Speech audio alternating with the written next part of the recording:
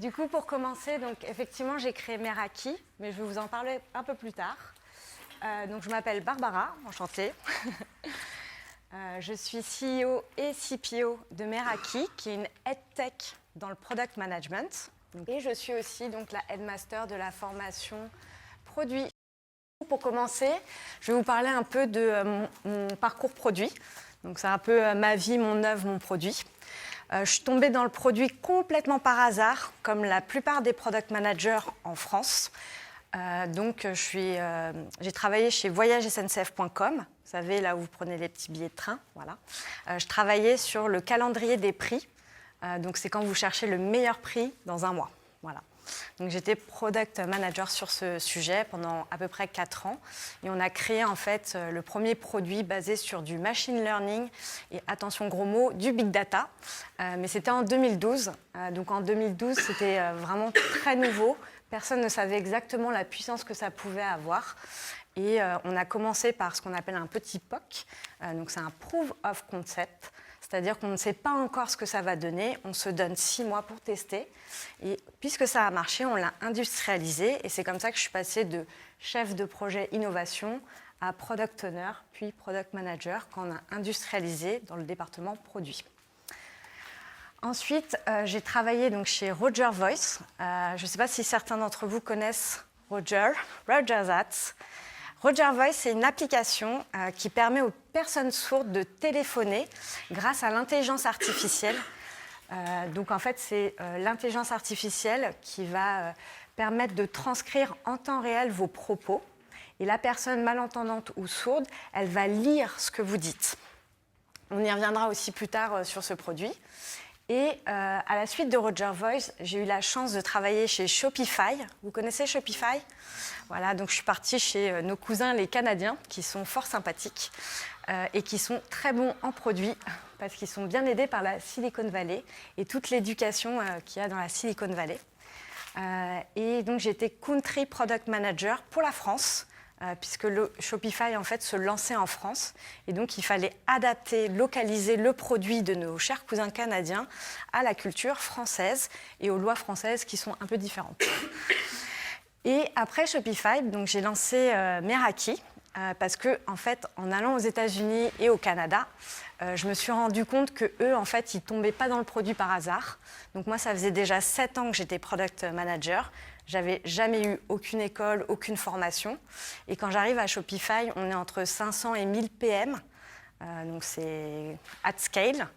Et en fait, je me rends compte que tous, ils ont eu des bootcamps, où ils ont rencontré des product managers chez Slack, Facebook, Google. Donc il y a eu un échange en fait entre product managers seniors et ceux qui rentrent sur le métier.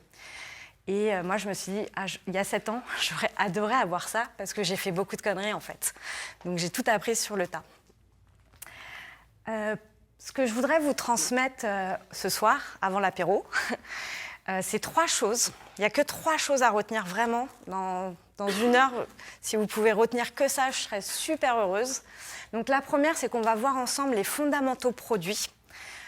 Parce qu'en France, il n'y a pas encore vraiment de standard sur le product management. Tout le monde fait un peu à sa sauce. Donc là, je vous propose de vous donner quelque chose de plus standard. Ensuite, vous allez découvrir qu'en fait, le product manager, c'est un vrai métier. C'est un métier passionnant et accessible à tous. Ce n'est pas réservé à certaines personnes. Enfin, c'est un savoir et c'est un savoir-faire qui s'acquiert, mais surtout qui se pratique. Voilà, donc c'est parti, on va sur les fondamentaux du produit. Donc je vous propose de commencer par une battle produit. Est-ce que quelqu'un peut me définir qu'est-ce qu'un produit ? Gros blanc, voilà, merci. Attends, je garde ce blanc, c'est une réponse. Acceptons, tu vois, il faut accepter. Du coup, moi, je me suis dit, je pense que aussi je vais avoir un gros blanc. Donc, ce que je vous propose, c'est de vous raconter une histoire, parce qu'en fait, finalement, un produit, ça commence toujours avec une histoire, et puis tout de suite, un problème. Donc, il y a 1 mois, je devais partir en Europe, au Portugal, et je me rends compte que ma chère carte d'identité, elle est périmée. Je me dis, mince, il faut absolument que je la refasse vite, le voyage va arriver très vite. Et quand j'arrive en fait sur le site, Donc il y a un nouveau site, Service Public, qui m'a vendu du rêve. Moi j'ai écrit la carte d'identité en un clic. Je me suis dit, putain, ça y est, la France y est, on y est. Et donc je vois mes démarches à portée de clic, simplifier les démarches pour les usagers. Moi j'y crois. Et grosse déception, je tombe en me loguant sur client A3F7715, etc., etc. Vous savez ce que ça veut dire ? Moi non plus, parce que je ne parle pas machine, en fait. Voilà l'exemple d'un produit qui est un échec. C'est-à-dire que j'ai un problème, j'ai une carte d'identité qui est périmée, je veux sauver ma carte, je veux la renouveler. On me dit, tu vas le faire en un clic et tu auras ta nouvelle carte. Et finalement, je ne peux pas accéder à ce service qui me renouvelle la carte. C'est un fail. Merci l'État. Alors, je vais vous présenter un autre exemple de produit qui est plutôt une réussite. Donc, on vient juste d'en parler, ça s'appelle Roger Voice. Donc, je vais vous présenter Jeff, c'est mon beau-père, il est sourd, donc il n'a jamais appelé de sa vie. Et quand je lui ai dit, ça y est, l'appli, elle marche, qui tu veux appeler ? Il me dit, moi, j'ai jamais commandé de pizza par téléphone et c'est mon rêve.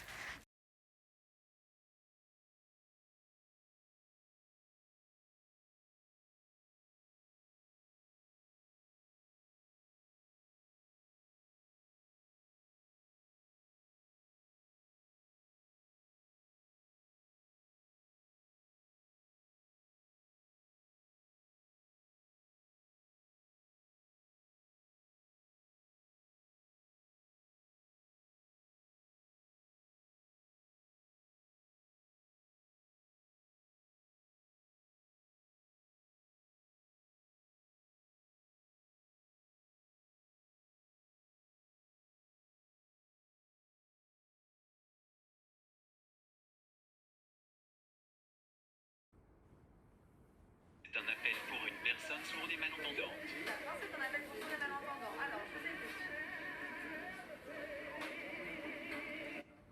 Une pizza 3 fromages pour 2 personnes. Oui, alors une pizza 3 fromages pour 2 personnes, avec ceci. Une pizza orientale pour 1 personne. Une pizza orientale pour 1 personne. Ce sera tout ? Oui. Ok, très bien. Et vous avez quel nom ? Jeff. Ok, et bien ça s'appelle ici environ 40 minutes. Merci.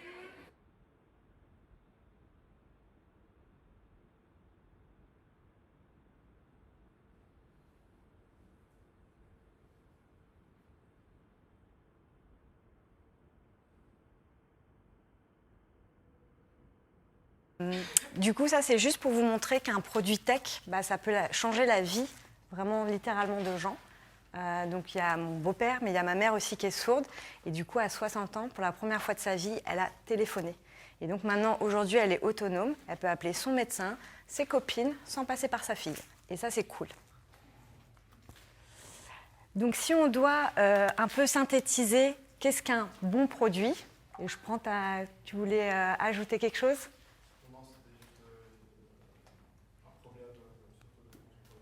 Un problème, on n'entend pas d'ici. Une solution à un problème. Ouais, ça fait partie effectivement de l'équation.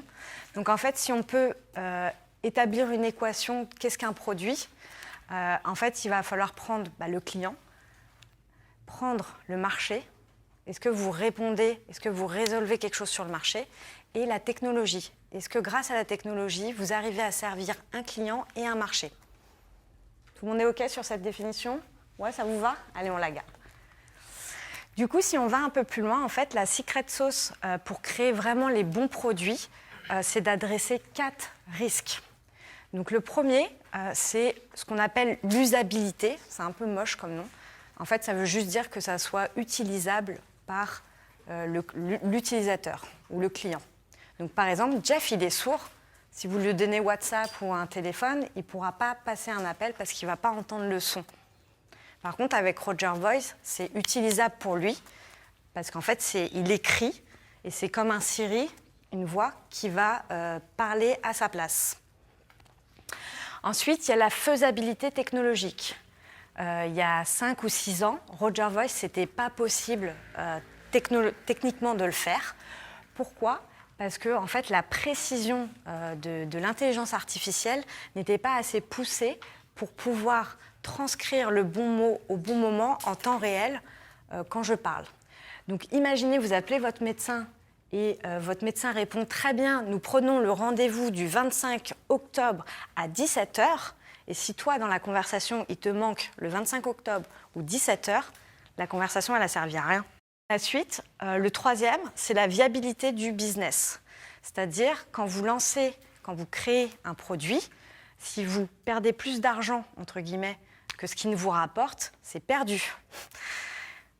Donc, il faut trouver des business models. Ouais, vas-y. Du coup, c'est quoi le business model de Roger?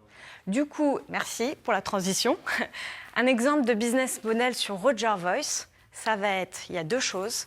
Il y a le B2C, donc vendre à un Jeff, un client, un particulier. Donc ça va être des forfaits téléphoniques. Donc on a tous un forfait téléphonique. C'est le même système par abonnement. Ensuite, il y a un autre marché qui est ce qu'on appelle le B2B. Donc c'est du business au business. Donc c'est de Roger Voice, par exemple, avec voyagesncf.com, parce qu'on a rendu l'accessibilité quand vous appelez le SAV. Les sourds, maintenant, peuvent aussi appeler pour savoir, voilà, je ne comprends pas mon billet de train ou je voudrais modifier mon train. Et ils ont leur petit Roger qui transcrit. Donc il y a deux business models, un B2B et un B2C. Voilà. Et en fait, même si vous avez ces trois éléments dans votre produit, le quatrième, il est clé, c'est qu'il faut que tous y soient réunis. Si vous en manque un, ça ne va pas fonctionner. Et en fait, derrière chaque produit incroyable, il y a quelqu'un et il a pour titre le Product Manager. Donc en fait, en start-up, on ne l'entend pas souvent ce titre. Pourquoi ? Parce que le rôle, il va être splitté entre le CEO et le CTO. Et au fur et à mesure où la start-up va grossir, ils auront de moins en moins le temps en fait, d'échanger avec les clients, de comprendre leurs problèmes et de comprendre comment ils répondent et qu'est-ce qu'il faut récupérer dans leur retour client. Et on entend souvent ça. Non, mais ça ne sert à rien en fait, un product guys. Ça, c'est vraiment la vraie vie dans les startups. Ça ne sert à rien, un product guys. Et je peux vous dire, en plus, j'ai un très bon exemple. J'ai Olivier de Women 10 qui est là. Voilà. Et c'est l'exemple parfait Women 10 qui arrive en série B. Ils n'avaient toujours pas de product manager. Donc l'exemple classique français où on n'a pas de product manager jusqu'en série B. Et en fait, qu'est-ce qu'on se rend compte ? Donc j'ai été faire du coaching chez eux. Et en fait, on se rend compte qu'il manque un lion. Donc on va passer à la deuxième partie, qui est le métier de product manager. Finalement, qu'est-ce que c'est ? Et j'espère que vous allez comprendre que c'est un métier passionnant et maintenant, désormais, c'est accessible. Donc on dit souvent, en fait, le product manager, c'est un chef d'orchestre, dans le sens où si on doit le géolocaliser dans l'entreprise, il va se situer du coup entre l'expérience utilisateur, la tech et le business.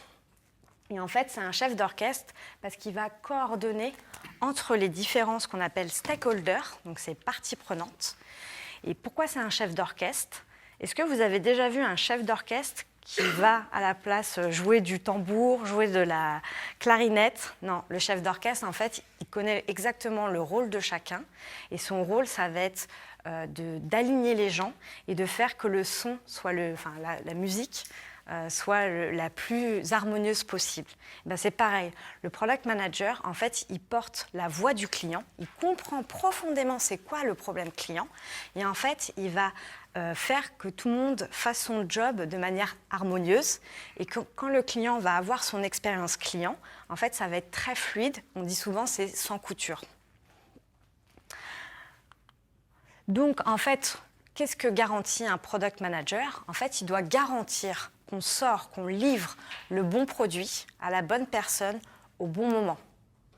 Donc bien sûr qu'il y a le time to market. Si vous mettez trop de temps à sortir un produit de ouf et vos concurrents le sortent avant, c'est perdu.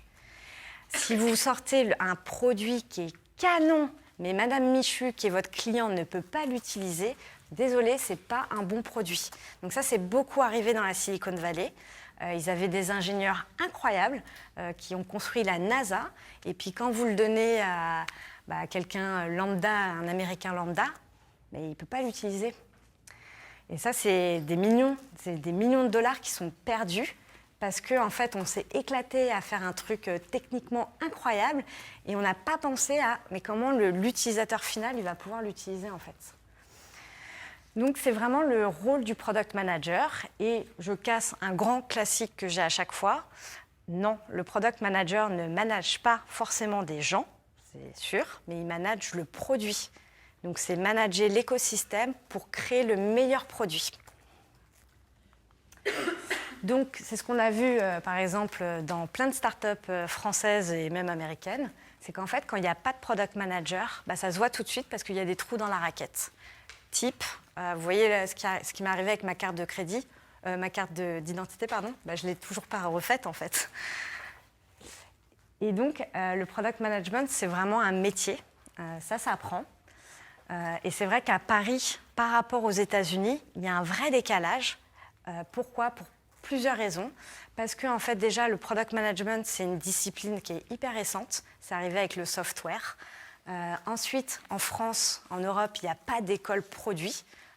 Pour tous ceux qui sont en université, en école de commerce ou ingénieurs, il y a pas, ça n'existe pas l'école produit et ça ne ferait pas sens parce qu'il faut vraiment mettre les mains dans le cambouis, il faut vraiment pratiquer et être assis sur un banc d'école, franchement, ça ne sert à rien. En plus de ça, donc, il y a une vraie méconnaissance du métier de product manager. Je vais vous montrer des exemples. En fait, cette méconnaissance métier, elle est partout. Elle est dans les startups, les CEO, les CPO, elle est les RH. J'ai entendu des trucs incroyables sur mon propre métier. Je me suis dit, waouh, on n'a pas du tout la même vision, etc. Dans les médias, on ne parle que de levée de fonds. Mais derrière une levée de fonds, il faut un produit qui réponde à un vrai problème utilisateur, en fait. Donc, je vais vous montrer des petits exemples super drôles. Ensuite, dans les startups, ça a été par exemple le cas de Women 10, il y avait un besoin critique d'avoir des très bons product managers avec une bonne expérience qui soient capables en fait, de grossir aussi vite que le produit. Parce qu'il y a des produits qui partent à l'international, qui vont de 0 à 1 million de clients. Et donc, il faut pouvoir avoir cette capacité de suivre le produit et de grandir avec, en fait. Et enfin, sur le marché, donc, il y a un goulot d'étranglement, c'est-à-dire qu'il y a énormément de startups qui cherchent des product managers. Et le problème, c'est que sur le marché, il y a beaucoup d'entrants, mais les gens ne sont pas assez qualifiés en termes de savoir et de savoir-faire et d'expérience. Donc là, j'ai un très bon exemple de quelqu'un qui a fait la formation Product Track, Victor, je ne sais pas où il est, voilà. Donc qui est venu faire la formation, il n'a pas d'expérience produit, il sort, il a des entreprises qui vont lui dire t'as pas assez d'expérience. Et il y en a d'autres qui vont voir qu'il a fait une formation produit, qu'en un mois, il a déjà réalisé un produit. Et donc là, il est en entretien chez PayFit, par exemple. Si je dois vous donner un chiffre, quand j'étais aux États-Unis, c'est simple, il y avait un product manager pour 8 développeurs. En Europe, c'est 1 pour 34. Donc il faut vous imaginer, moi, quand je suis chez Shopify, j'ai 8 devs pour moi. Quand je suis ici dans une start-up, j'en ai 34.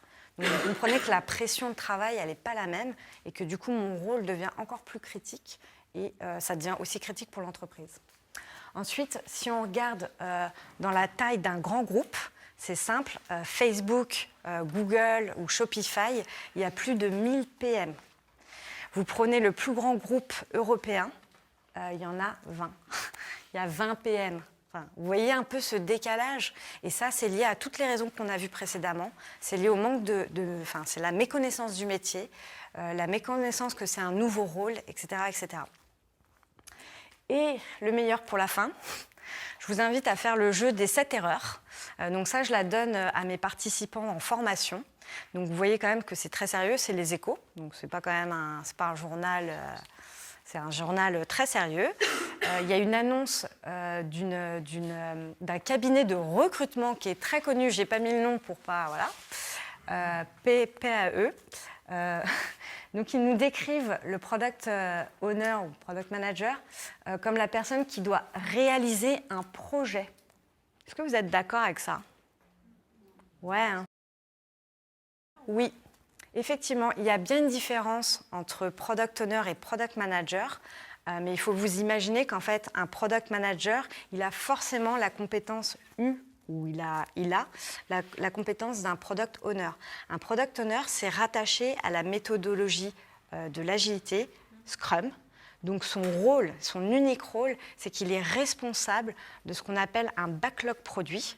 Donc c'est-à-dire que vous priorisez des fonctionnalités.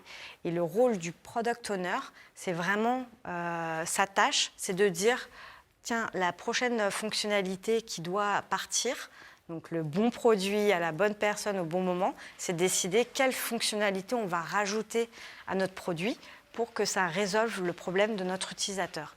Ça, c'est le rôle du product owner. Au-dessus de lui, généralement, donc il y a un product manager. Lui, il est capable de faire le job du product owner, mais en général, c'est lui qui va définir la stratégie de la boîte, la stratégie du produit, où le produit doit aller de janvier à... Allez, ça dépend. Parfois, ils font 3, 6, 9 en termes de visibilité. Pour les startups, en général, c'est à 3 mois. Donc, c'est vraiment c'est comme si on était sur un bateau.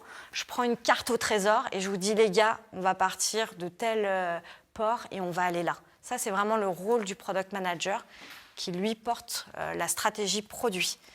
Donc, il est un peu moins dans le delivery, donc dans le fait de livrer le produit. Ça vous va? Tout le monde suit? Ouais.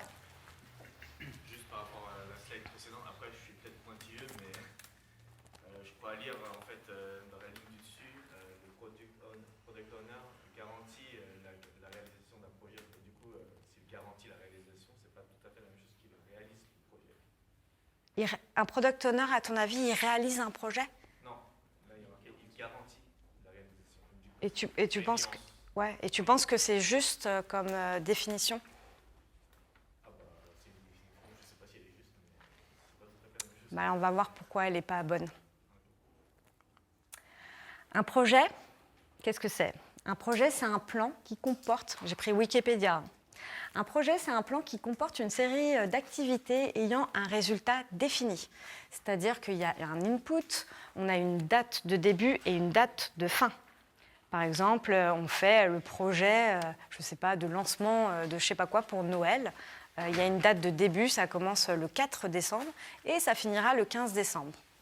Et donc l'objectif, je ne sais pas, c'est de communiquer sur tel truc. C'est un projet. Donc ça veut dire qu'à la fin, le projet est fini.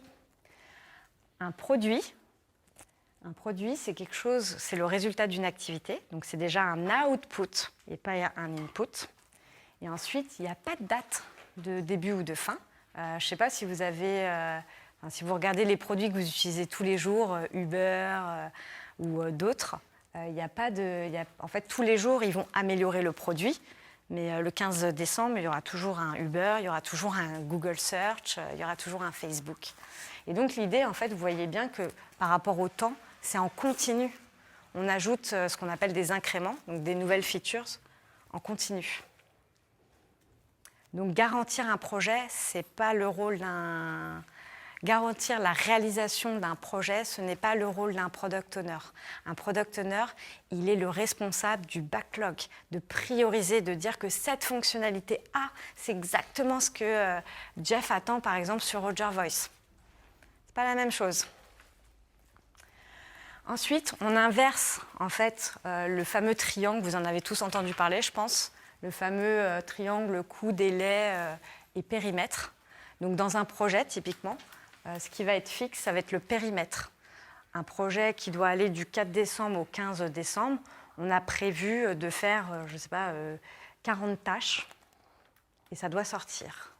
Sur un produit, en fait, le périmètre ici, il va être variable. Ça veut dire que notre objectif, par exemple sur Roger Voice, c'est de permettre d'avoir une transcription en temps réel qui soit peut-être plus juste. On ne va pas définir, on pourrait dire, bon, on a 40 tâches, mais en fait, ce qui va compter, c'est d'apporter de la valeur à chaque release, donc à chaque mise en prod, à l'utilisateur. Ça vous va? Vous comprenez la différence? Du coup, ça fait que, c'était toi qui avais 2 slides d'avance, on y vient. Du coup, ça fait qu'anciennement, on était dans les entreprises, on était très en silo. Le marketing et surtout ne parle à personne. Les IT, il ne faut pas les gêner, ils sont en train de livrer, etc. On peut faire la communication, les RH, personne ne se parle et tout va bien. Aujourd'hui, en fait, c'est plus possible parce que du coup, dans ce fonctionnement-là, en fait, c'est fini les silos et bonjour les équipes cross-fonctionnelles où le client, en fait, on va le mettre au centre et on va fonctionner un peu comme en tribu ou en squad. Vous entendez souvent ce nom-là. Parce que l'objectif, ça va être de livrer de la valeur au client et pas de finir un projet. Ensuite, dans la vie d'un product manager, tout dépend du produit et où en est son produit dans le cycle de vie. Par exemple, si je vous demande, placez-moi le produit de Facebook sur la courbe, à votre avis? Déclin, boum. Ouais, et alors sachez que ça fait aussi partie de la vie d'un product manager de tuer des produits. Donc c'est très triste, ça fait mal au cœur, mais parfois il faut débrancher parce que ça ne résout plus le problème client. Ensuite, si je vous donne, vous avez vu quoi là, comme entreprise start-up dans la journée? Vous avez eu Doctrine? Vous le mettez où, Doctrine? Ouais, vous avez eu Spendesk? Ouais.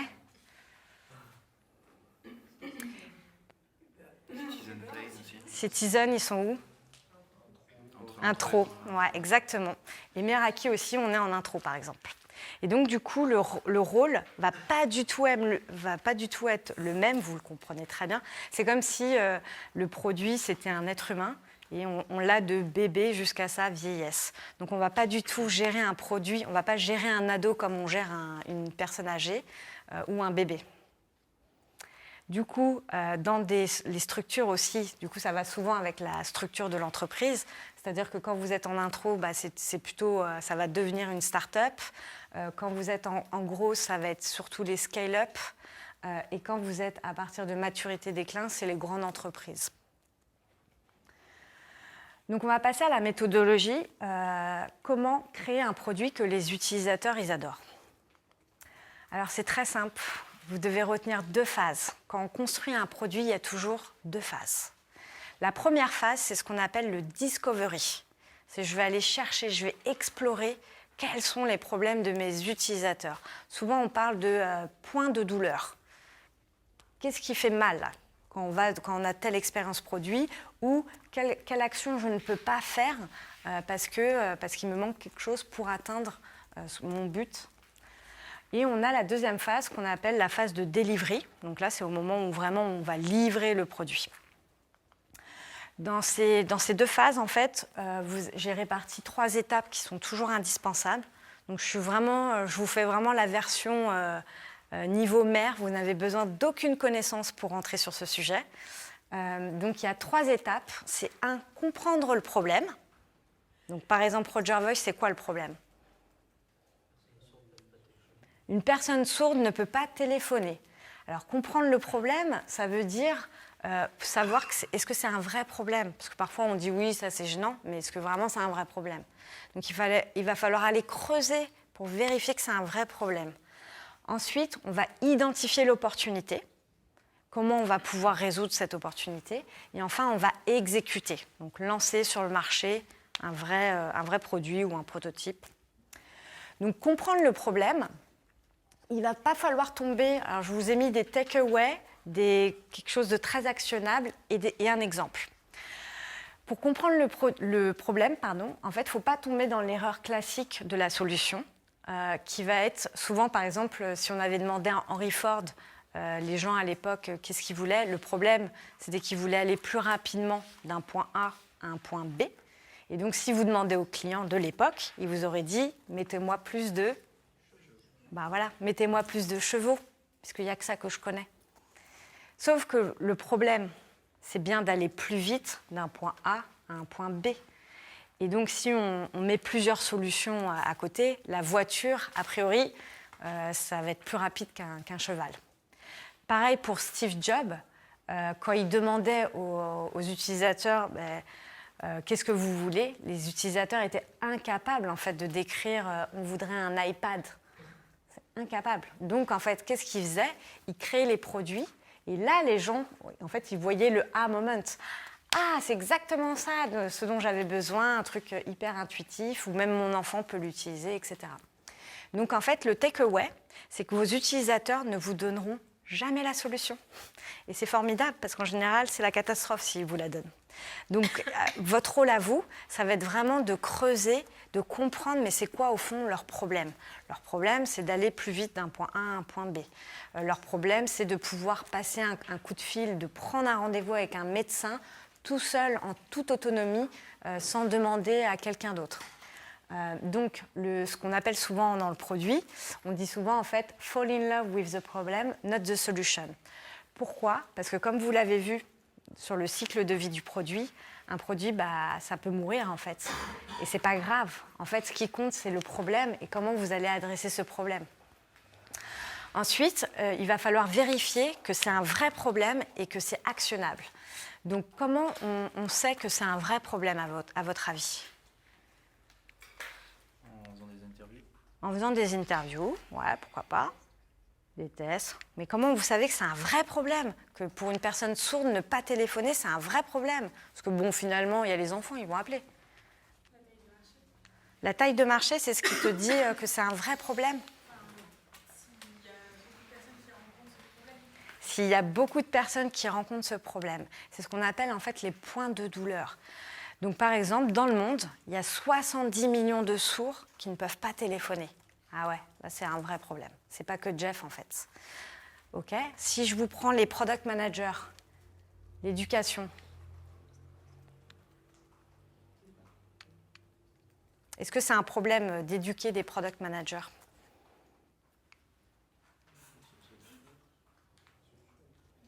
C'est une solution. Ouais. Et c'est quoi le problème ? Exactement. Le problème, en fait, c'est qu'il n'y a pas assez de product managers assez qualifiés. Exactement. Donc, du coup, je vous ai mis l'exemple de Meraki. Nous, on s'attaque au problème du manque d'éducation des product managers. Et le constat, c'est qu'en France, en Europe, il y a un PM pour 34 développeurs, alors qu'aux États-Unis, il y en a un pour 8.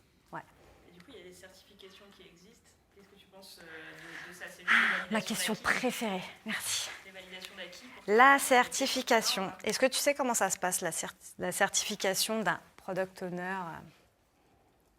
C'est un business. C'est-à-dire que tu dois cocher des cases. Donc si je mets ma grand-mère, en fait, elle peut l'avoir. Parce que c'est un système de... tu es obligé de répondre. Et puis au hasard, au pire... tu l'as pas, mais en fait, quelqu'un de start-up, mes élèves pourront te dire que ça soit toutes les start-up, maintenant, personne ne regarde en fait la certification. Les gens, en fait, ils vont préférer voir si tu as un portfolio, qu'est-ce que tu as fait concrètement, même si tu n'as pas d'expérience.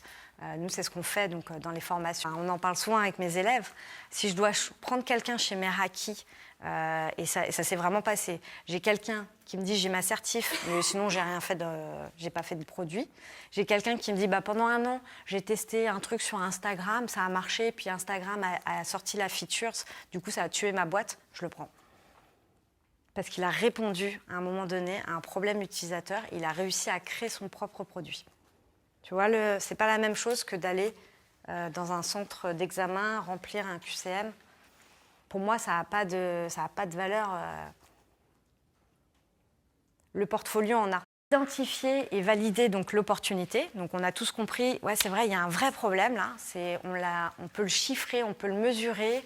On a tous les feedbacks avec les points de douleur clients qui nous disent ça va pas du tout, je peux pas refaire ma carte d'identité, je peux pas voyager, etc. Du coup, en fait, alors il y en a un qui me l'a dit un peu en avance, c'était toi, je sais plus, de parler à ses utilisateurs. Voilà, les interviews, exactement. Donc, il y a 2 types d'interviews en général. Alors, j'ai précisé parler avec ses utilisateurs et pas sa mère, parce que ça arrive tout le temps, vraiment. Il y a même un mec qui a écrit The Mom Test pour expliquer en fait à quel point votre maman, elle vous aime et du coup, forcément, elle sera d'accord avec vous, mais ça ne va pas valider l'utilité de votre produit. Donc, il faut vraiment parler à vos utilisateurs qui rencontrent ce problème. N'hésitez pas à leur parler tous les jours. C'est toujours du feedback à prendre. Et après, vous, votre rôle, en fait, ça va être d'identifier, de créer ce qu'on appelle un persona. Donc un persona, c'est vous allez créer quelqu'un un peu de fictif qui regroupe un peu ces caractéristiques de l'utilisateur qui rencontre ce problème spécifique. Et l'idée, c'est que soit vous interviewez, alors il y a 2 types d'interviews, il y a ce qu'on appelle l'étude qualitative et l'étude quantitative. Donc selon le sujet, parfois ça sera plus facile d'adresser par exemple un questionnaire à 100 personnes et d'avoir un feedback sur Typeform par exemple, ou par exemple parfois selon le produit, ça sera plus facile de faire un one-on-one et en fait de comprendre profondément c'est quoi le problème. Donc par exemple sur Meraki, nous, le persona, donc il n'existe pas, il s'appelle Maxime, il a 29 ans, il habite plutôt à Paris. Il voudrait vraiment apprendre le produit et créer un produit incroyable et être dans une start-up. Mais en fait, il ne sait pas par où commencer, ni quel chemin prendre. Et en plus, il ne se sent pas du tout légitime. Ça, c'est vraiment un truc qui est remonté dans tous les entretiens qu'on fait avec les utilisateurs. Ensuite, la troisième attaque, c'est il faut exécuter. Donc exécuter, ça veut dire quoi? Ça veut dire créer vos prototypes, tester et mesurer. Donc là, le takeaway, c'est qu'en fait, le produit, vous avez vu, il vient vraiment à la fin. Et en général, ce qu'on entend souvent dans les discours, c'est on a commencé en lançant un produit. En général, ça ne va pas marcher. Parce qu'il faut vraiment faire ce travail qu'on appelle upfront, c'est-à-dire aller vraiment explorer pour vraiment comprendre le vrai problème. Et vraiment, le produit, c'est ce qui va sortir tout à la fin. Et avant de lancer votre produit, il faut absolument que vous identifiez qu'est-ce qui va faire le succès de ce produit. Donc, je vous ai mis, par exemple, quelque chose de très actionnable. C'est vous pouvez soit créer un contenu, soit créer une landing page sans code. Il n'y a pas besoin de savoir coder, vraiment. Soit créer un site. Donc maintenant, il y a plein de sites. C'est un peu comme des Lego. Vous pouvez le faire sans développeur ou créer une appli si vous avez des devs avec vous. Et enfin, donc, par exemple, chez Meraki, nous, on a lancé un MVP. Donc c'est la fameuse formation. On l'a fait avec Lyon. On a créé la formation en 3 semaines. Ça n'existe pas sur le marché. On a créé un article Medium. On a d'abord vu est-ce qu'il y avait des gens qui seraient intéressés pour avoir une formation basée sur la pratique, pour devenir un peu plus légitime dans le produit, comprendre, avoir le savoir et le savoir-faire pour créer, gérer et lancer un produit. Et donc, on s'était dit, la fameuse métrique, si on y arrive, notre objectif, c'était d'avoir 15 inscrits à la première formation. On s'est retrouvé avec une centaine d'inscrits. Donc là, on s'est dit, il y a un truc. Et on a lancé la formation, on a testé, et en fait, on a fait comme un produit, on a itéré. À chaque fois, on a recueilli, chaque soir de formation, on a recueilli les feedbacks. Et les formations d'après, on a adapté, on a ajusté selon les feedbacks de nos utilisateurs qui étaient les participants. Donc, aujourd'hui, en fait, entre janvier et maintenant, on a déjà 60 élèves qui sont sortis de la Product Track. Et en fait, ils ont vraiment acquis un savoir et un savoir-faire pour être de bons PM. Et là, la preuve, vous pouvez aller parler avec Victor, si vous voulez. Il est en plein entretien chez Payfit. Donc voilà, c'est la preuve que ça répond aux problèmes d'expérience et de savoir-faire.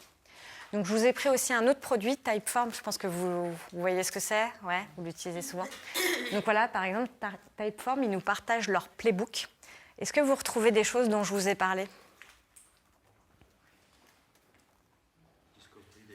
Discovery, Delivery. Donc vous voyez bien, il y a 2 phases dans la construction de leur produit.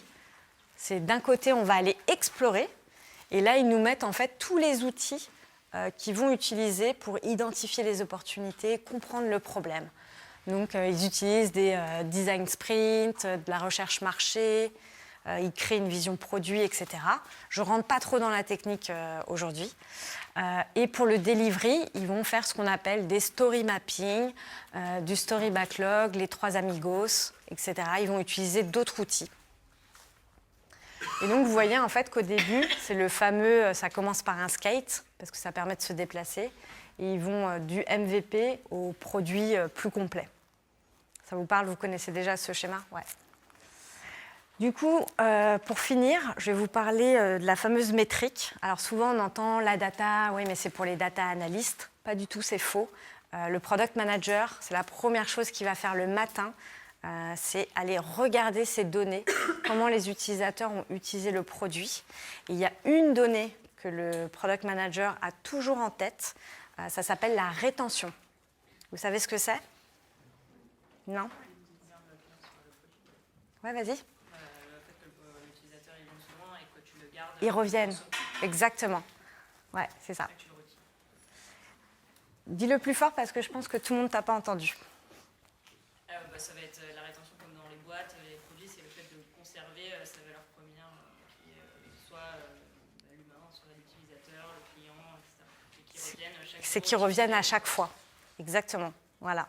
Donc en fait, le rôle, quand vous allez créer, lancer un produit et le lancer sur le marché, vous, en tant que futur product manager, ce que vous allez faire, c'est tout le temps regarder cette métrique qui est la rétention.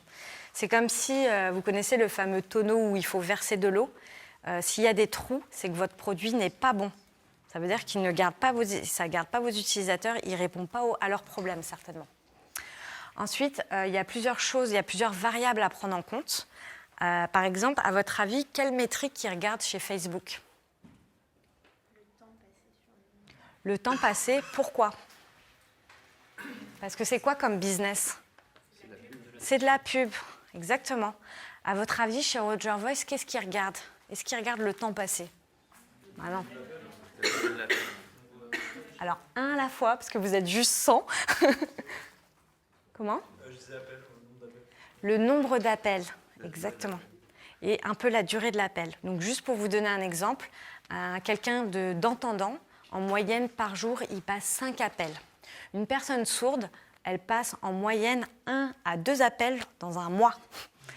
Parce qu'il n'a pas du tout l'habitude en fait, de téléphoner. Donc, pour vous donner l'exemple de ma maman, quand elle téléphone, déjà, c'est une cérémonie. Elle dit à tout le monde « Attention, je vais appeler, regardez-moi !» Et ensuite, en fait, elle a découvert, par exemple, quand elle lisait, quand on est en appel, en fait, elle lisait. Et moi, je lui disais « Mais t'es encore là ?»« Oui, oui, je suis là. » Et donc, moi, je lui disais « Nous, quand on est au téléphone, en fait, pour montrer à la personne qu'on est toujours avec elle, on fait « Enfin bon, vous faites ça au téléphone ?» Et voilà. Et en fait, il y a toute une éducation à faire de comment appeler. Juste pour vous recentrer sur cette fameuse métrique. Donc, par exemple, aujourd'hui, vous avez beaucoup vu le growth hacking. Donc, le growth, il se situe où sur... Ouais, exactement. Le growth, ils vont vraiment être en haut, en fait, à mettre de l'eau, entre guillemets, dans le tonneau. Donc, ils vont être beaucoup sur l'acquisition et l'activation, alors que le rôle du product manager, ça va être vraiment de vérifier que le tonneau n'est pas percé. Voilà, et donc la question, c'est exactement ce que tu avais dit, do user come back? C'est ça la question. Wrap up rapidement. Donc, on a pu voir rapidement les fondamentaux du produit. On a vu qu'en fait, le métier de product manager, c'était passionnant et que c'est accessible maintenant. Et enfin, le savoir et le savoir-faire d'un produit, en fait, ça s'apprend et ça se pratique. Voilà. Donc, si vous voulez des ressources, avec mes élèves, on a créé la Meraki, la Bible du product management. Donc, il y a toutes les questions que vous pouvez vous poser avec des réponses, des bouquins, des podcasts. Et sinon, si vous voulez aller plus loin, donc il y a la formation, la Product Track qu'on fait chez Lyon. Sinon, il y a le site Meraki. Et voilà, juste pour la petite anecdote, Meraki, en fait, c'est d'origine grecque, parce que ma famille est d'origine grecque. Et en gros, ça veut dire travailler de toute sa créativité, de tout son amour. Voilà. Et quand vous êtes product manager, il faut être passionné parce que vous allez en bouffer tous les jours de votre produit. Vous allez être le premier à le tester. Et n'importe qui ne peut pas être sur un Roger Voice, par exemple, parce qu'il faut pouvoir suivre les hauts et les bas. Et donc, c'est tout ce que je vous souhaite, de trouver votre Meraki. Merci à tous.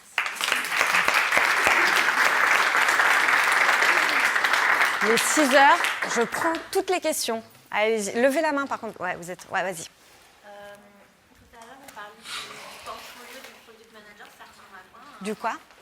Le portfolio du product manager, ça ressemble à quoi? Un portfolio d'un product manager, alors il y en a par exemple, ils créent des features sur Instagram. Donc parfois, en fait, ils créent sur un produit déjà existant. Ils vont rajouter en fait des fonctionnalités sur des API, par exemple. Donc ça peut être un product manager qui utilise les API d'un autre produit et qui crée lui-même d'autres fonctionnalités. Ça peut être tout simplement, quand vous êtes chez Shopify, vous ouvrez votre boutique en ligne et, je ne sais pas, vous êtes passionné d'art, de bijoux, et vous ouvrez votre boutique. Et du coup, ça sera comme des écrans qu'on a fait. En fait, dans ton portfolio, tu peux créer tout ce que tu veux. Moi, j'ai des élèves qui ouvrent leur boutique Shopify. J'en ai d'autres qui ont juste fait une landing pour voir est-ce que ça pourrait résoudre le problème d'un utilisateur. Il y en a, ils commencent sur Facebook à créer un groupe, par exemple. Il y en a d'autres, ils se lancent, ils créent des applis. Un portfolio de produits, ça peut être très varié. En format, ça peut être. C'était plus le format. Oui, parce que pour moi, quand je dis portfolio, je pense au graphiste. Oui, après tu peux renvoyer. Après tu peux faire ton propre site ou ton blog et montrer les différents projets sur lesquels tu as travaillé en fait. Merci. D'autres questions? Ouais. En fait, à partir de quand une startup a besoin d'un PM? Très bonne. Ouais. En général, c'est quand le CEO il commence à plus avoir le temps de discuter avec ses utilisateurs parce qu'il doit aller chercher des fonds, chercher des ressources. Donc ça dépend après il y a des CEO qui sont product managers, hein, donc ça dépend aussi de ses compétences à lui. Mais en général, plus tôt vous avez un product, mieux c'est. Vraiment. Ouais. Je ne sais pas, vous l'entendez ou pas au fond? Quelles sont les qualités d'un product manager, à votre avis? Ouais. Généralement, on est souvent on a une connaissance métier justement, où on a plus connaissance par rapport à l'utilisateur. Est-ce qu'un product manager qui a fait dans un produit très similaire? Dans une thématique, par exemple médicale? Ouais, il a été sur une marketplace. Il peut passer d'un marketplace facilement? Oui. Alors, je réponds à la première question. À votre avis, quelles sont les qualités d'un product manager? Communicant et empathique. Un communicant, empathique, je prends, oui. Et il a les connaissances de l'agile aussi, du coup. Il a les connaissances, bien sûr, parce qu'il y a des cérémonies. Ouais, exactement. Organiser, c'est mieux. Ouais, donc c'est le chef d'orchestre qui sait écouter la clarinette, le tambour, ouais. Attendez, alors ça c'est typique, je le place. Hein. Les filles, en fait, elles lèvent la main et elles se taisent. Le mec, il parle. Donc je vais dire honneur aux filles. Vas-y. Merci, savoir dire non. C'est super important. Pourquoi? Parce qu'en fait, votre vrai job, les vraies compétences qu'il faut avoir, c'est aussi la priorisation. Et donc, c'est hyper dur de prioriser. Vraiment, c'est très, très dur. Parce que vous allez avoir tous vos stakeholders. Moi, ça m'est arrivé chez Voyage SNCF. J'avais 60 stakeholders. Et donc, chacun arrive en disant, moi, c'est la priorité au marketing. Moi, la priorité de la communication, c'est B. Ah, mais le directeur qui vient de voir métier train, qui dit, non, nous, la priorité, c'est C. Et donc, il faut savoir prioriser. Et donc, pour savoir prioriser, en fait, il y a des techniques de gestion de stakeholders. Donc ça sera un autre cours, j'irai plus loin. Mais voilà, il y avait la deuxième question. Voilà, donc quand on est product manager avec une expérience, donc moi je suis le contre-exemple. J'ai commencé dans le e-commerce voyage. Ensuite, j'ai fait une application téléphonique avec de l'intelligence artificielle pour sourds. Et je suis passée en e-commerce d'ouvrir sa boutique en ligne. Et maintenant, je passe à l'éducation. Donc, c'est possible aussi de passer de verticales qui n'ont rien à voir. Après, évidemment, c'est plus simple si, par exemple, vous avez fait toute votre vie, toute votre expérience sur une marketplace. Je dis n'importe quoi. Par exemple, là, j'ai des élèves qui étaient dans une marketplace de bricolage, pour ne pas la citer. Et là, ils sont en train d'être recrutés dans une marketplace d'event. Donc, effectivement, en fait, dans votre tête, vous commencez déjà en fait, à à avoir beaucoup de similarités et vous avez quasi juste à changer le produit. Après, ce n'est pas la même complexité métier, mais il y a quelque chose qui est déjà un peu formaté. Et vous allez plus rapidement, en fait, vous avez des schémas mentaux, donc vous allez plus rapidement comprendre la complexité de l'environnement. Ouais, moi j'ai une question, c'est du coup comment tu t'organises un petit peu avec les équipes de dev? Parce que souvent, enfin moi, les boîtes où j'ai été, etc., c'est souvent tous les devs sont leadés par le CTO. Ouais. Et du coup, est-ce que toi tu travailles directement avec les devs? Alors, est-ce que je travaille est-ce que je travaille directement avec les devs ou pas? Alors, ça dépend de l'organisation de votre entreprise. Je vous donne un exemple. Donc, chez Voyage SNCF, j'étais dans ce qu'on appelle des feature teams. Du coup, c'est comme si vous avez le GIGN. Chacun est expert dans son métier. Donc, j'avais mes leads développeurs, j'avais le data analyst, j'avais le data scientist, j'avais le designer. Enfin, vraiment, j'avais tout le monde pour monter le site de A à Z en toute autonomie. J'étais dans l'équipe, on était tous ensemble. Effectivement, autour de nous, en fait, on avait des managers différents. Mais je travaillais en direct avec les développeurs. Et en fait, comment on faisait la priorisation? On était dans un mode agile, donc on utilisait Scrum. Mais après, en fait, l'équipe est autonome et elle est capable de choisir sur quelle méthode elle veut bosser. Donc en général, il y en a deux, Scrum ou Kanban. Et ça, c'est à l'équipe de décider. C'est super important de garder cette autonomie.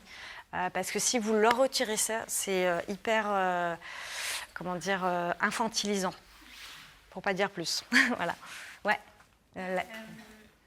Concrètement, le PM, il fait quoi? Il imagine, il design, il écrit ce qu'il veut, il sait faire? Ou il fait un moment... À votre avis, concrètement, le PM, il imagine, Enfin, il écrit l'histoire. Ouais. À votre avis? Ça dépend du produit. Ça dépend du produit. Mais en fait, le PM, il est là pour être... Lui, c'est la voix de l'utilisateur. Donc, ça va être le premier tous les jours à dire « Oui, mais Jeff, il ne peut pas téléphoner parce que ça... » etc. en fait. Et le plan, on a décidé d'aller sur l'île machin de A à B et on va y aller comme ça parce que ça va vraiment résoudre le problème de notre utilisateur. Ensuite, il part toujours du problème, pas de la solution.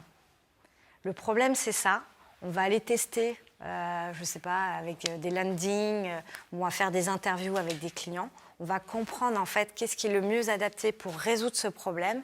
Et ensuite, on va commencer à créer des prototypes, faire tester ces prototypes. Si ça marche, on peut livrer. Si ça ne marche pas, il faut réitérer. Il teste quand même ses idées. Bien sûr. Les gens qui peuvent lui dire si c'est faisable ou pas. C'est les utilisateurs qui rencontrent ce problème. C'est pas ton collègue, c'est pas ta mère. Non, mais je veux dire, c'est peut-être les devs qui vont lui dire on veut bien, mais ça n'existe pas, ou j'en sais rien. Alors, les devs n'ont pas tout ce savoir. Les devs, ils ont un savoir technique. Eux, ils vont te dire comment on va le faire, quelle technologie il faut utiliser. Ça, c'est le rôle du développeur. Le product manager, il porte le why. Pourquoi on va le faire? Parce que c'est un véritable problème. Il y a 70 millions de sources sur le marché qui ne peuvent pas téléphoner. Le développeur va dire « Ah bah tiens, il y a une techno qu'on pourrait mettre, de l'intelligence artificielle qu'on pourrait mettre sur une stack téléphonique qui pourrait transcrire en temps réel les propos de la personne. » Et après, c'est tous ensemble que tu fais le produit. C'est pas...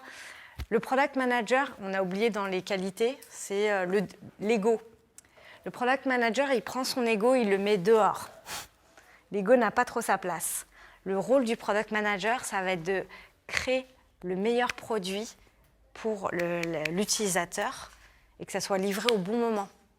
Donc, il va prendre, comme un chef d'orchestre, les meilleures compétences de chacun pour délivrer ce bon produit qui résout son problème. J'ai répondu à ta question? Pas tout à fait. Concrètement, j'ai du mal à voir ce qu'il fait. Concrètement, Meraki. Concrètement, je comprends qu'en France, en Europe, on a un vrai problème d'éducation,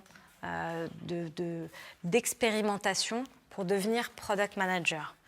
Concrètement, je me dis, OK, déjà, il y a quelque chose sur l'awareness, sur l'éducation de qu'est-ce que le rôle d'un product manager. Je me suis dit, la première chose que je peux faire, c'est un article, pas très technique, un article. Ensuite, je peux créer un site où je vais pouvoir créer des formations, par exemple. Donc, j'ai imaginé une solution. J'avais avant eu plein de coups de fil avec des gens qui soit voulaient être coachés, soit voulaient apprendre à côté de quelqu'un de senior. Donc, j'avais quand même senti qu'il y avait un marché. J'ai vu avec Lyon, tiens, Lyon me dit, nous, on a plein de Lyon qui cherchent à en savoir plus sur le produit, qui aimeraient apprendre. OK ? Donc, on prototype un cours. On va lancer un cours.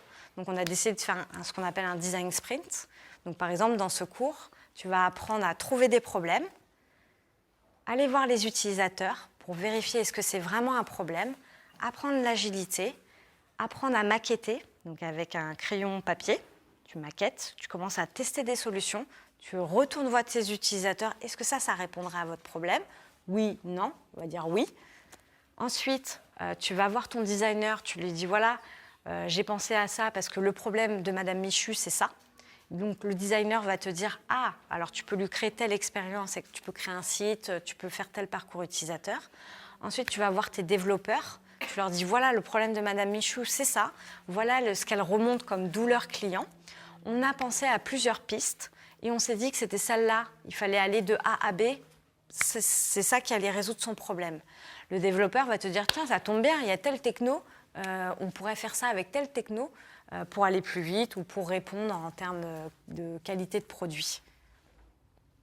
Il te dit ok, toi tu vas commencer à écrire les fonctionnalités. Donc techniquement, c'est ce qu'on appelle les user stories. Et ensuite, après, ça dépend de l'organisation. Si par exemple tu es en cérémonie agile, tu vas avoir des sprint planning où tu vas raconter à tes développeurs le why, pourquoi on fait ça, parce qu'il ne peut pas téléphoner. Il est sourd, il ne peut pas téléphoner. Okay ? Donc, qu'est-ce qu'il faudrait ? Il faudrait une transcription, ça c'est ta user story. Quand l'utilisateur appelle, il faut qu'au moment de l'appel téléphonique, il y ait une transcription qui se fasse de manière très précise, parce que s'il manque un mot, la conversation elle est foutue. Et après, tu commences à lancer, à shipper un produit. C'est plus clair ? Oui, mais du coup, dans la troisième partie, exécution, ouais.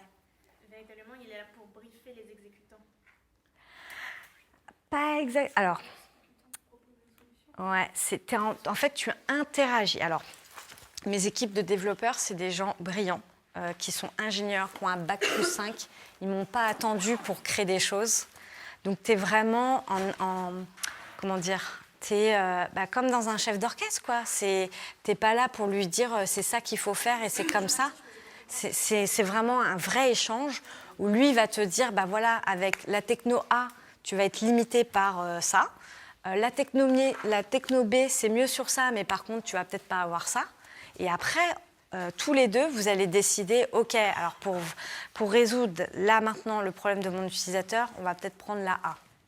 Donc c'est vraiment un échange. Et ça, c'est vraiment le monde d'avant, quand on n'était pas en équipe cross-fonctionnelle. Il y avait un ordre et il fallait exécuter. Ça, c'est vraiment les anciennes sociétés. Maintenant, les sociétés de software, les sociétés tech, c'est exactement le schéma que je t'ai montré. Il n'y a plus de silos. Et en fait, les idées, ça peut venir de partout. Du coup, c'est au product manager. Ce n'est pas le product manager qui a tout le temps la bonne idée. Son rôle à lui, c'est qu'il va être garant d'aller chercher partout. J'ai un très bon exemple, Olivier, chez Women 10. Eux, par exemple, ils récupèrent les idées de tout le monde, que ça soit même Olivier qui est data scientist. Il y a les opérations, il y a les commerciaux. Enfin, ça vient de tout le monde. Tout le monde remonte les idées, les feedbacks, la douleur client. C'est le product manager qui va prioriser. Ça, c'est la plus haute douleur. Et on le voit parce que ça a tel impact pour la personne. Et sur le marché, on pourrait adresser, je sais pas, 2 millions de personnes. Ça répond à ta question ? Ouais.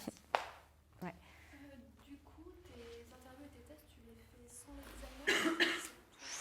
Ça dépend des sociétés. Alors, exemple, chez Voyage SNCF, c'était une très grosse structure. Donc, dans mon équipe, dans ma feature team, on était 15 personnes. Donc effectivement, j'avais la chance d'avoir un département design qui menait les entretiens aussi avec moi. Quand j'étais chez Roger Voice, j'étais toute seule, pas de département, voilà. Donc c'était moi et moi toute seule. Donc ça dépend vraiment. Chez Shopify, c'était pareil, c'est ce qu'on appelle le PM scrappy. Tu te débrouilles, quoi. Tu fais vite et tu essayes d'extraire les données. Il y avait une autre question, ouais. Oui, du coup, par rapport à... Là, on parlait du design, moi, je parlais de l'UX. Vas-y, parle-moi de l'UX. Ouais. Comment on le positionne et notamment, est-ce que si je fais une startup, je vais peut-être recruter un UX avant ou il va peut-être avoir un rôle hybride forcément de PM et comment tu le situes ce travail Alors, exemple, chez Voyage SNCF, on est une feature team de 15 personnes, on a les moyens. J'avais la chance d'avoir un UX et un UI. Donc l'UX, c'est vraiment la personne qui va vous donner l'ergonomie, comment hiérarchiser les informations sur un site, par exemple, ou sur une appli mobile, parce que vous n'allez pas présenter les informations de la même manière quand c'est sur un petit mobile que quand c'est sur un site. L'UI, il est plus là pour le style, pour donner une ambiance, les couleurs, un ton, faire représenter la marque. Donc, ce n'est pas tout à fait le même rôle. Et par rapport au PM, en général, il faut les prendre le plus en amont possible pour qu'eux, en fait, ils puissent comprendre avec vous quel est le problème, qu'est-ce qui marche pas, quels sont les verbatims. Les verbatims, c'est qu'est-ce que dit le client, quels sont les mots qui qualifient, tu vois. C'est important qu'eux, ils aient ça en tête et pour qu'ils puissent designer ce dont tu as vraiment besoin. C'est comme quand tu vas voir un architecte, tu ne vas pas lui dessiner ta maison avec « j'ai besoin de 2 chambres parce que j'ai des enfants ». Tu vas lui dire « alors mon problème là, c'est que j'ai besoin de déménager, on va avoir 2 enfants, ou on a 2 enfants, et donc il va me falloir des chambres, etc. etc. » L'architecte, il va prendre en compte tes besoins et il va dessiner ta maison selon tes besoins. En start-up, moi je me suis retrouvée sans designer. Donc, c'est ce qu'on appelle les PM ninja. Il faut être capable de faire quand tu n'as pas de designer. Donc, en général, tu peux commencer. Tu as des outils comme Balsamiq, Sketch, qui sont assez abordables pour n'importe qui. Après, tu as un nouveau rôle qui apparaît de plus en plus. C'est ce qu'on appelle le product designer. Et c'est cette personne qui a un peu ces 2 compétences, UX et UI. Donc, ça va dépendre de ton entreprise. Ça va dépendre de la maturité de ton produit. Je pense, sur des produits beaucoup plus matures, il y a peut-être, ça dépend des moyens aussi de ta boîte en fait. Et c'est vrai que ça vient un peu naturellement de se dire en start-up, on va prendre un product designer. Ouais. C'est une question de moyens. Ouais, c'est une question de moyens. C'est vrai. C'est les ressources. Ouais. Je pense que c'est ça qui bloque pas mal, notamment en France. Oui, c'est possible, ouais. Ouais. En parlant avec des entrepreneurs, pareil, ils faisaient leur verbatim et ils regardaient un peu le parcours client pour comprendre c'était quoi les pain points. Mais ils disaient aussi qu'il y avait pas mal de, justement de pain points qui n'étaient pas soulevés par le consommateur. Et comment toi tu fais pour justement soulever les pain points qui ne sont pas explicitement fatigué, j'ai plus les mots. Exprimé par l'utilisateur. Merci pour ça. Alors, j'ai un super exemple, Roger Voice. J'ai des sourds qui venaient me voir. Oh, c'est incroyable ton application, gna gna gna gna gna gna. Je leur disais, OK, donne-moi ton téléphone. Il n'y a pas Roger Voice. Tu ne l'as pas téléchargé. Je n'arrive pas à télécharger, je ne sais pas comment télécharger. Donc, pourquoi ? Parce que c'est des personnes plutôt âgées. Télécharger, c'est compliqué, en fait, quand on n'est pas dans le digital. Et donc, en fait, comment tu te rends compte de ça ? En fait, il faut y aller par plusieurs entrées. Ça va être ton rôle, en fait, de faire des entretiens quali, des entretiens quanti, de faire du one-on-one, et en fait, d'entendre et de voir surtout, de regarder comment la personne, elle fait. Parce que bien sûr, si tu l'écoutes, tu n'auras pas toujours... Souvent aussi, on vous dit d'enregistrer quand vous avez un entretien, voire de filmer si la personne, elle accepte. Et c'est comme ça que tu t'en rends compte. Ça prend beaucoup de temps. Mais ça fait partie de l'exploration. Vous avez aussi maintenant des super outils, Hotjar & Co, où en fait vous voyez par exemple sur les sites e-commerce que les personnes parfois elles reviennent 10 fois parce qu'il y a un truc qui n'était pas clair pour eux et pourtant quand tu leur montres le site elles disent ah bah oui c'est très très bien. Ouais. Tu utilises des échelles pour valider justement ces focus group ou améliorer justement. Alors ouais, merci. Alors en général, ce qu'on fait, c'est tu extrais en fait un feedback. Comment tu extrais de ce feedback quelque chose d'actionnable? C'est ça la vraie question. Et comment tu le priorises? Donc en fait, tu as des frameworks. Donc framework, c'est un cadre de travail que tu essayes d'appliquer, entre guillemets, tu essayes de suivre des règles. Donc il y en a plein sur le marché en ce moment. C'est justement comment mettre de la valeur à ces retours. Et en général, tu regardes 3 choses. Tu regardes à quelle fréquence ça va être dit. Est-ce que ça concerne un utilisateur ou est-ce que ça concerne 40 000 utilisateurs? Si tu es en B2B et que c'est qu'un utilisateur, mais c'est celui qui te fait rentrer 60% du chiffre d'affaires, c'est un vrai problème. Tu vois, Ensuite, tu vas regarder la complexité. Est-ce que pour répondre à son problème, je dis n'importe quoi, je dois lancer la fonctionnalité A. Si elle est trop complexe à faire versus autre chose, il va falloir la prendre en compte. Tu vois la complexité. Et ensuite, tu vois l'impact. Quel impact tu vas avoir en fait en faisant ça? Est-ce que c'est, je dis n'importe quoi, parfois tu dois juste, parfois en fait tu as de la dette technique, c'est invisible pour l'utilisateur, mais en fait pour ton développeur dans 3 mois il ne peut plus rien coder de nouveau s'il ne corrige pas cette dette technique. C'est un peu comme, tu sais, quand tu es chez toi, tu as les tuyaux en dessous de ton évier, tu ne sais pas trop ce qui se passe, mais le jour où c'est bloqué, c'est la merde. Tu vois? Et donc là, c'est à ton développeur de te dire il faut absolument que je gère la dette technique parce qu'il y a un moment où on ne pourra plus lancer de nouvelles fonctionnalités. Et donc cette fonctionnalité, par exemple, de traiter la dette, elle va remonter par rapport à des nouvelles features. Parce que, tu vois, en fait, et il faut constamment prioriser les choses. Il y avait une autre question, oui. Oui, en fait, ça rejoignait ça parce qu'il faut qu'il soit très business orienté. Finalement, il ne peut pas engager des coûts de développement sans se dire en fait qu'est-ce que ça va me rapporter. Bien sûr, c'est l'impact. C'est le fameux output. Vous vous souvenez, projet versus product. L'impact. Quel va être ton impact? Je vais permettre potentiellement à 70 millions de sourds de pouvoir passer un coup de fil à leur famille, de réserver un docteur, de prendre un rendez-vous chez un docteur. Voilà. Il faut qu'il puisse un peu justifier Bien sûr. un business plan, mais au moins du... Ah ben, bien sûr, de l'impact marché et combien ça va te rapporter sur le marché. Est-ce que si tu lances la feature A, ça te rapporte $10 ou est-ce que ça t'en rapporte 1 million? C'est pas la même. Et ça, c'est vraiment le rôle du product manager.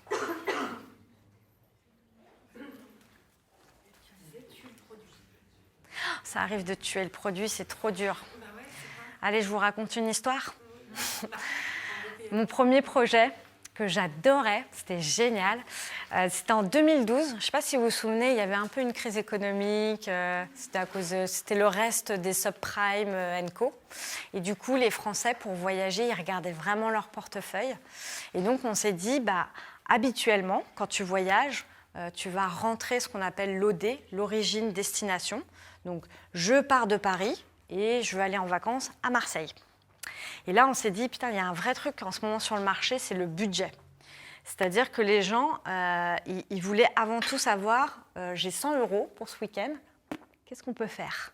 Et donc, on s'est dit, il y a peut-être quelque chose à créer un nouveau produit qui va résoudre ce problème de contraintes budgétaires. Du coup, on a lancé ce qu'on a appelé la carte des bons plans. Donc, c'était la France. Et tu voyais, tu mettais « je souhaite partir de Paris », mais tu ne mettais pas ta destination. Tu disais « mon budget, c'est 100 €, donne-moi, inspire-moi ». Et donc, sur la carte, tu voyais en train, avec 100 € où tu pouvais partir, Paris, Marseille, machin. Et au bout d'1 an, en fait, on était dans un contexte où, en fait, organisationnellement, en fait, on attendait du ROI. Donc ça, c'est toujours un peu le débat, innovation, héroïsme, c'est un peu compliqué. Du coup, la fameuse rétention n'était pas assez bonne. Et donc, au bout d'1 an, ils nous ont dit, va falloir tuer le produit. Et on a tué le produit et c'était dur, quoi. Et après, il y a Airbnb qui a sorti le même design et tout le monde a dit « Ah, c'est génial !» Tu vois, en fait, tu as des choses, parfois, tu es trop en avance. Parfois, le marché n'est pas prêt. Effectivement, donc ça revient à la définition. Il faut sortir le bon produit au bon moment avec la bonne personne. Donc là, en fait, on était trop tôt. Il y avait d'autres questions, au fond? Non? J'ai répondu à tout. Je vous remercie à tous. Bon samedi.